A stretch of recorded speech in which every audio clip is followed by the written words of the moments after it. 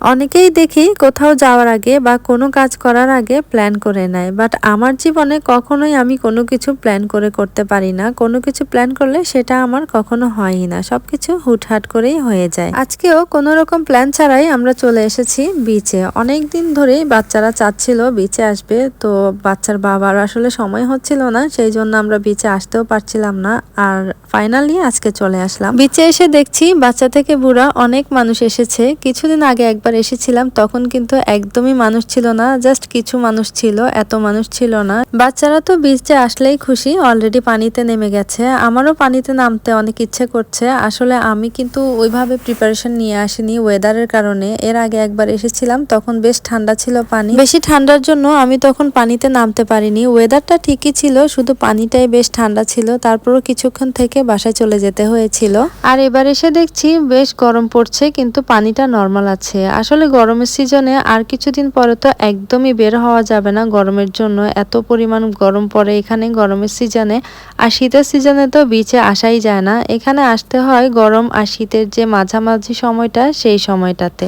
এই সময়টাতে বিচে আসলে বেশ এনজয় করা যায়, কিছুক্ষণ বসা যায়, পানিতেও নামা যায়। না হলে গরমের সিজনে আসলে গরমের জন্যও বসা যায় না, আবার শীতের সিজনে আসলে একদম অনেক বেশি ঠান্ডা থাকে, বসাও যায় না, পানিতে তো নামাই যায় না। এদিকে মোহাম্মদকে আমি অনেক চেষ্টা করে চাচ্ছিলাম পানিতে নামানোর জন্য, অনেক বাচ্চারাই নেমেছে, কিন্তু ওকে আমি কোনোভাবেই নামাতে পারছিলাম না। তারপর ওর বাবা অনেকক্ষণ ট্রাই করার পরে একটু নামাতে পেরেছিল, তারপরও সে একদম পানিতে নামেনি, উপরেই ছিল।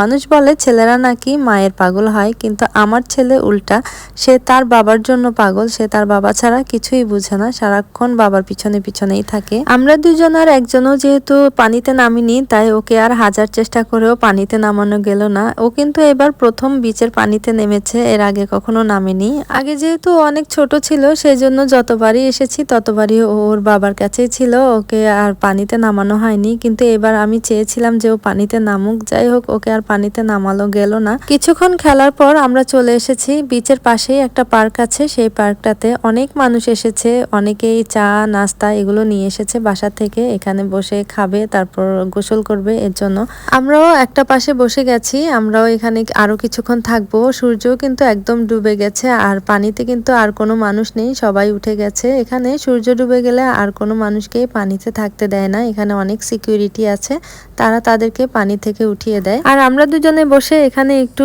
ডিংডং খাচ্ছিলাম। বাহিরে আসলে আসলে খুবই ভালো লাগে, মনটা অনেক ফ্রেশ হয়ে যায়, অনেকদিন পর বাহিরে এসেছি এরকম। এদিকে একটা প্লেগ্রাউন্ড আছে বাচ্চাদের জন্য। দিনের বেলায় কিন্তু এখানে বেশ ভালোই গরম পড়ে, কিন্তু সূর্য ডুবে গেলে তখন আর এতটা গরম ফিল হয় না, তখন ওয়েদারটা বেশ ঠান্ডা হয়ে যায়। তো আমরা তো সবাই মিলে অনেক এনজয় করলাম, অনেক ভালো লাগলো আজকের দিনটা।